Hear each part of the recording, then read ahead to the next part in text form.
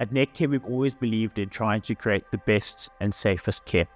For us, digitalization wasn't just about digitizing normal manual workflows, it was about creating higher quality care to create the best and safest experience for our patients.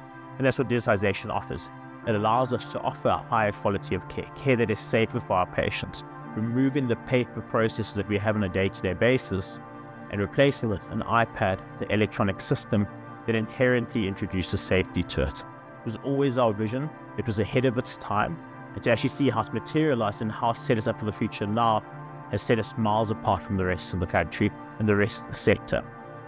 One of the key aims we had for the Care On It project was to offer a system that was fully digitized, but also fully mobile with remote access.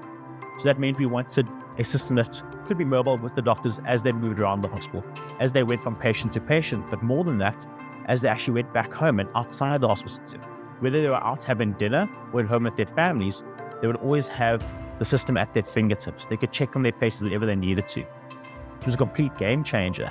For the first time, doctors could actually interact with an electronic record and really feel power and the magnitude of what they had in their hands. It changed how we practice. We started appreciating technology. We started engaging with it. We embraced it in our day-to-day lives. And that was a really powerful enabler of the future success of care.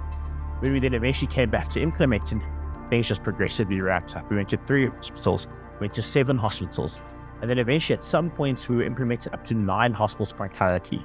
Prep in one hospital, police at another, and then still entrenching in the maintenance phase of another hospital. And then over the course of a few years, we then completed our 45th hospital in 2024.